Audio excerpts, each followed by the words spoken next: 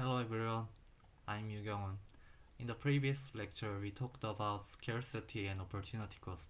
Because resources are limited, humans must make choices. But today, we will ask another important question. What influences those choices? Why do people suddenly change their behavior when rewards or punishments change? Why do students study harder before exams? Why do companies lower prices during competition? Why do workers work overtime for extra pay? Why do people stop buying products when prices rise? The answer is incentives. Today we will talk about incentives, human behavior, and why incentives shape almost every part of society. Let's begin. First, what is an incentive? An incentive is something that encourages or discourages a certain behavior. In simple words, incentives change what people choose to do. There are positive incentives and negative incentives. A positive incentive gives a reward. For example, higher salary, discounts, scholarships, bonuses, praise. A negative incentive creates a cost or punishment. For example, taxes, fines, penalties, higher prices, social criticism. Humans constantly respond to these incentives, sometimes consciously and sometimes unconsciously. Let's look at a simple example. Suppose a coffee shop sells coffee for $5. One day the price suddenly becomes $15. What will happen? Many people will stop buying coffee there. Why? Because the incentive changed. The higher price discourages consumption. Now imagine the opposite situation. The coffee shop offers a buy one get one free event. Suddenly more people visit. Again, incentives changed behavior. Now let's think about students. Why do many students suddenly become productive right before exams? Because the incentive becomes stronger. The closer the exam gets, the greater the pressure and reward. Good grades, better opportunities, fear of failure.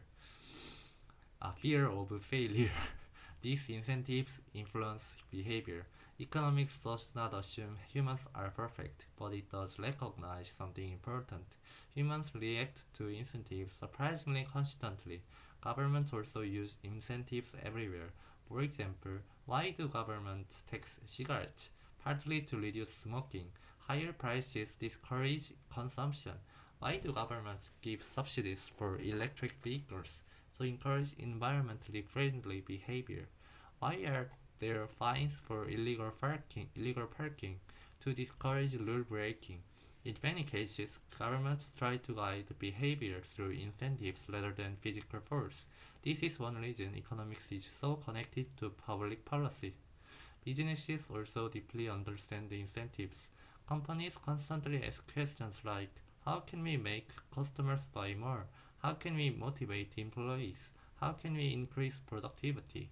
Bounces, membership rewards, limited time discounts, advertising. These are all incentive systems.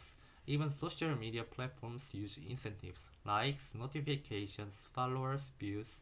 These levers influence human psychology and behavior.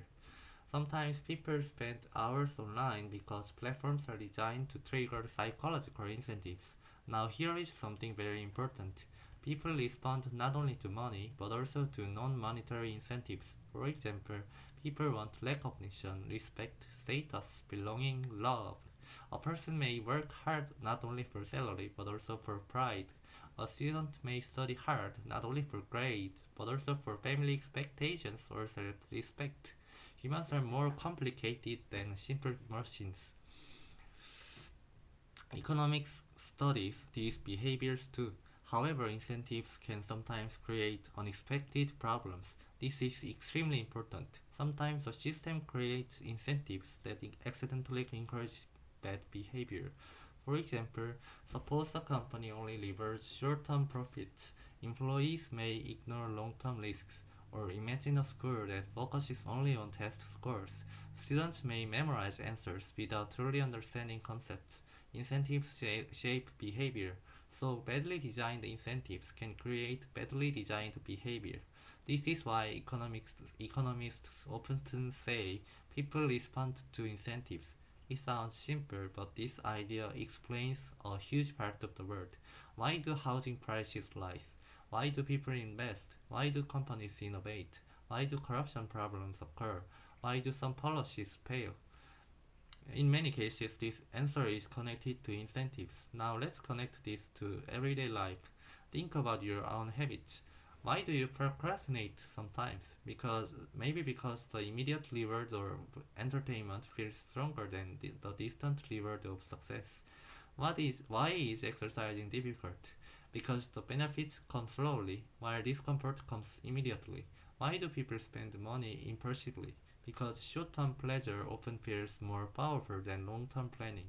Understanding incentives helps us understand ourselves better.